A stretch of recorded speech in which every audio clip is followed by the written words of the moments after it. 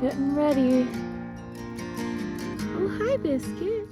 Today I wanted to take a break from the bus build and show you guys a little bit about my life and the literal and metaphorical roots that I have been putting down at this cabin in Alabama.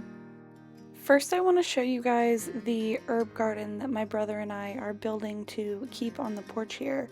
All of these terracotta pots were actually my grandmother's decades ago, but they've just been sitting in the barn unused for many years. So we decided to give them some new life by planting a whole bunch of herbs, a lot of mint and lavender and rosemary and things of that sort. This process of planting was really therapeutic and something really great for my brother and I to do together and bond. He's had a lot of health issues lately, so it's really nice to be able to take on a healthy project with him.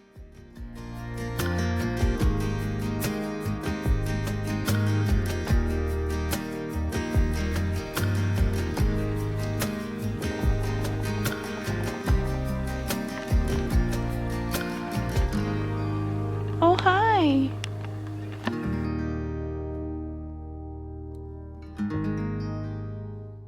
One of my favorite things about this cabin is the yard. It's been quote-unquote unmaintained for many years, but that means the wildflowers have been thriving. So my brother and I decided to pick some of these grape hyacinth to make a lemonade recipe that we saw from Black Forager or Alexis Nicole on TikTok. These flowers are so beautiful, and there's been so many in the yard this spring. So being able to do a kind of project with them was really, really lovely. So we started by just removing the blooms and putting them into a mason jar, just collecting them all in one place. Kind of stained our fingers a little bit blue, but it was still a fun process.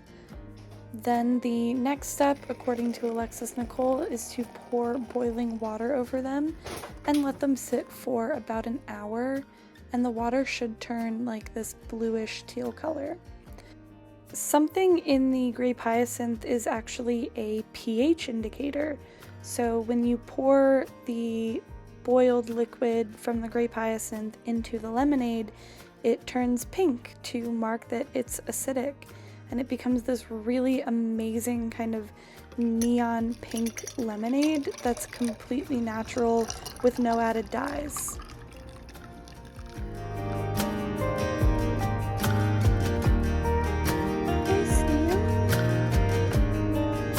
Wow!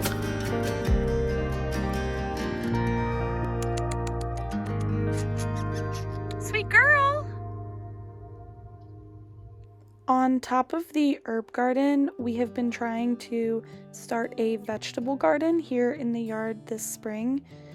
So we've been doing this coffee filter seed starter method where the coffee filters can kind of separate out all of your soil and your seeds.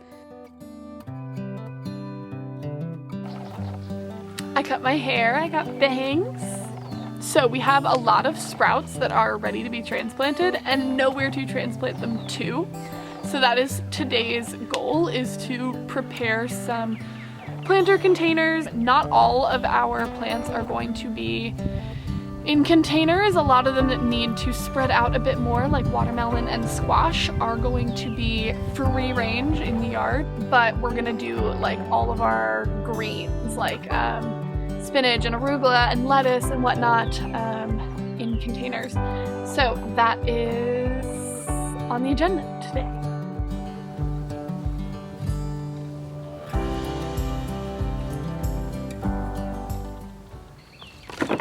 So we need to bulk up the bottom of the containers with something that will like provide water drainage so that they don't get like moldy in there. But we don't really have any like gravel on hand, and I didn't want to use something that like wasn't organic or natural, so we are collecting a bunch of wood scraps. I don't actually know anything about gardening, I'm just making this up as I go.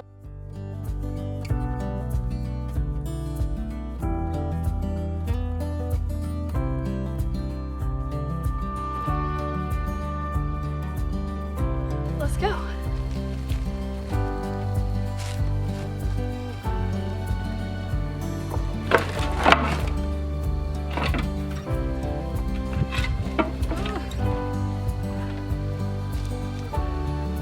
Okay, now let's go.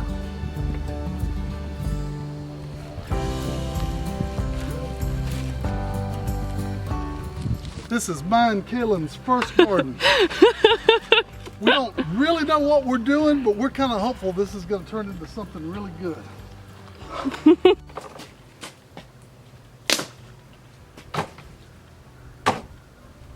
So like I said, these will provide just like a few inches of like a looser material at the bottom that will help water drain and not oversaturate the soil. These pots do have holes in the bottom, but they're really small, so I'm hoping that this is fine.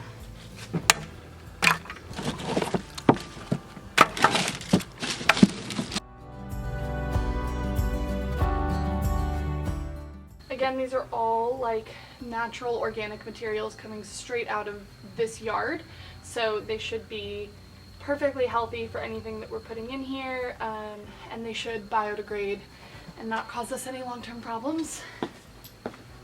Okay, so this is all of our like bulky stuff, but next we're gonna add some really nutrient-rich stuff to help really keep those plants healthy. If you're new to my channel, then you might not know that 2022 has been a really traumatic year for me so far. In March, I was in a bad car accident that gave me quite a bit of PTSD and left me homeless because I had been living in my camper van.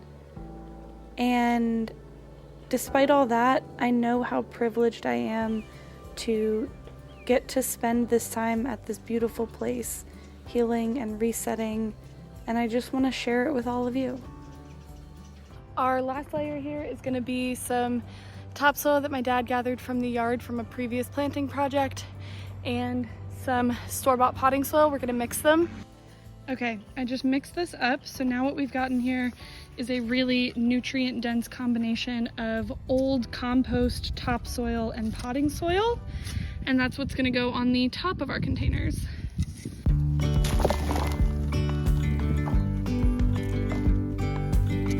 Oh, look at that. I hadn't even looked at the baby plants. Yeah. Those look awesome. Yeah. Yesterday there was sun and there was rain, beauty in the mundane. And as the light startled our eyes, we let go of disguise. And now there's something in the air and a sparkly shimmer on our skin. My brother is really into nutrition right now, and he's been teaching me that the sprouts of plants are really, really dense in nutrients. So we took our leftover sprouts that we didn't have room to transplant and brought them inside for dinner to put them on top of some elaborate Mediterranean avocado toast. Agents of the other, beyond gravel, beyond all.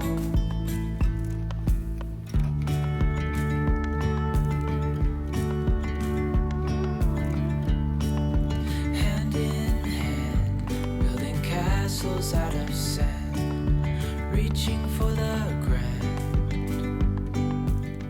Thank you guys so much for joining me for this little glimpse into what my life is like outside of bus building. I really want to share more of this with you, so let me know if this is content that you guys are interested in by liking and subscribing. Thanks so much, and I'll see you on Sunday.